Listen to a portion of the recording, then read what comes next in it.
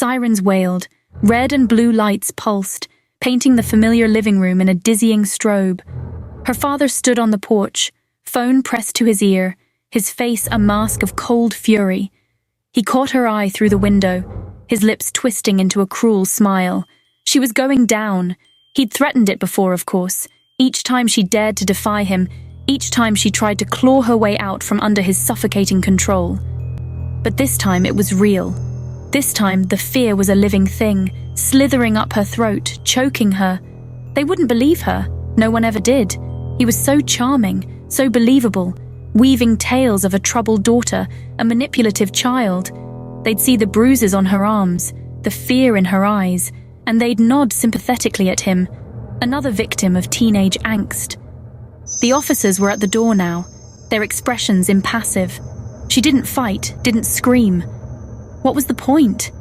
This was her life now, a prison of her father's making, only this time the bars were real. The cell was small, air thick with the stench of despair and stale sweat. She huddled on the cot, the rough blanket scratching at her skin. Outside, a woman sobbed uncontrollably. The sound echoed in the cavernous hall, a chilling symphony of misery. Her life had become a series of locked doors and whispered threats. Her father's love, a twisted, possessive thing that suffocated and bruised. He'd convinced her that she was worthless, damaged, deserving of his wrath. Years of abuse had worn her down, chipped away at her spirit until only a fragile shell remained. She was trapped, a bird with clipped wings, longing for a sky she could no longer reach. But in the cold, sterile confines of the jail cell, a strange sense of peace settled over her. Here, at least, the danger was visible, the bars a tangible reminder of her captivity. Here, she was safe from him. The first few days were a blur of faces, all etched with the same weary indifference. Guards barked orders, their voices echoing off the concrete walls. Inmates shuffled by, their eyes vacant, their bodies heavy with defeat. She kept to herself, finding solace in the silence of her own thoughts. She ate little, her stomach churning with a constant knot of anxiety.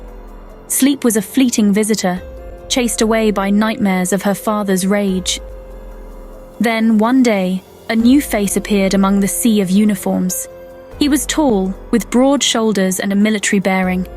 His eyes, a piercing blue, held a flicker of something different, something that sent a shiver down her spine. He was different, dangerous. Their first encounter was brief, a fleeting moment in the mundane routine of prison life.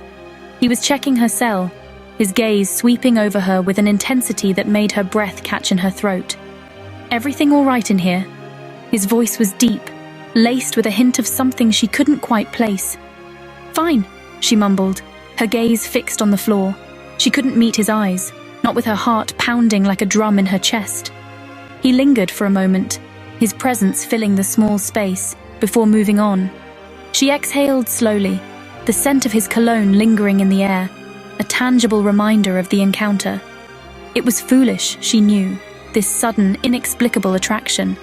He was a guard, she was an inmate, but there was something about him, something that drew her in like a moth to a flame. Their paths crossed more frequently after that, a shared glance in the mess hall, a brief exchange during head count. Each encounter sent a jolt of electricity through her, leaving her breathless and confused. She found herself watching for him, her heart quickening whenever his tall frame appeared in the doorway.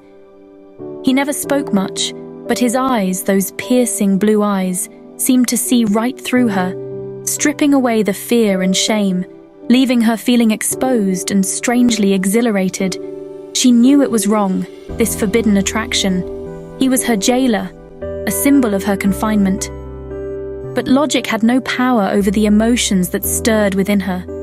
For the first time in her life, she felt seen, truly seen, and it was both terrifying and intoxicating. Their interactions remained painfully brief, their conversations limited to the necessities of prison life. He never lingered longer than duty required, his demeanor always professional, his expression carefully neutral. But she caught him watching her sometimes, his gaze intense, questioning. She wanted to reach out, to break down the walls of silence that separated them, but fear held her back. Fear of rejection, fear of the consequences if their connection was discovered. So they existed in a strange limbo, their unspoken attraction hanging heavy in the air between them. He was a puzzle she couldn't solve, a mystery that both intrigued and terrified her.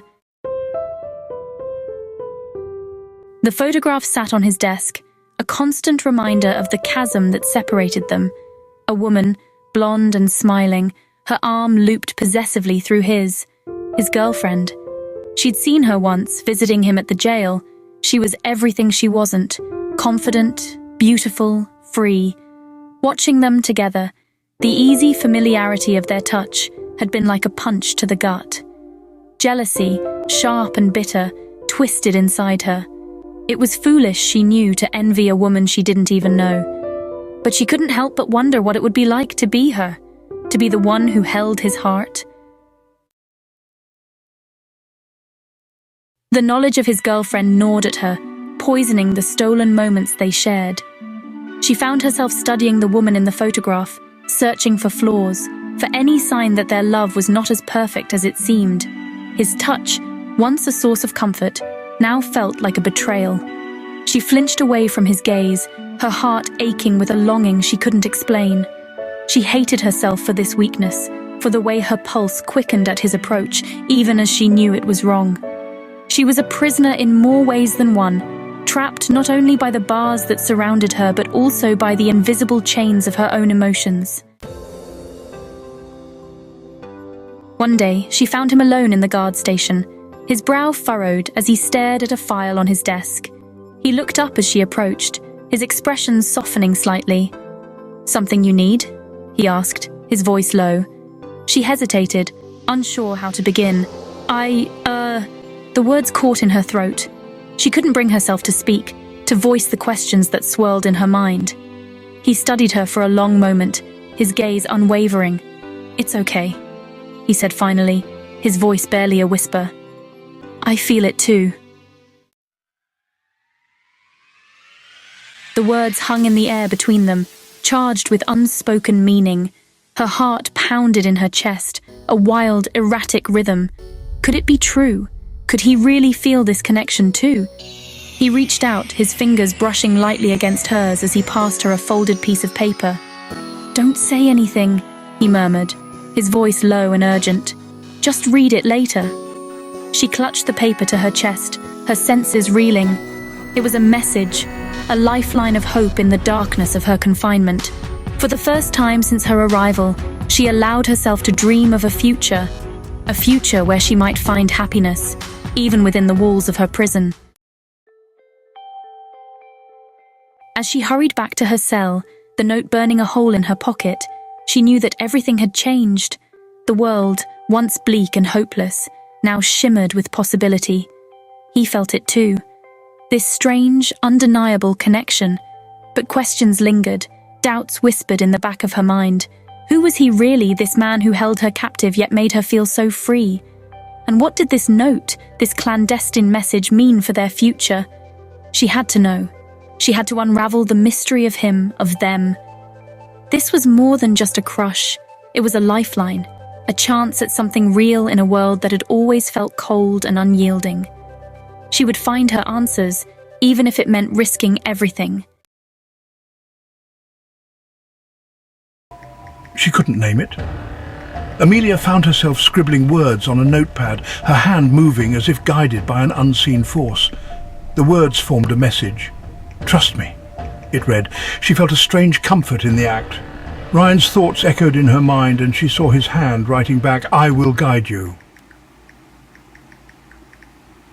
The connection, once a trickle, became a torrent. Liam's thoughts, his emotions, his very essence intertwined with hers. He spoke of the world outside, of sunlight and laughter, of things she had forgotten. He was a soldier, he revealed, stationed at a nearby base, assigned to her though he didn't know why. His superiors remained tight-lipped, their motives shrouded in secrecy.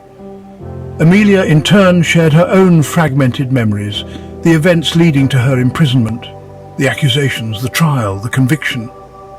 But the details remained hazy, lost in a fog of confusion and fear.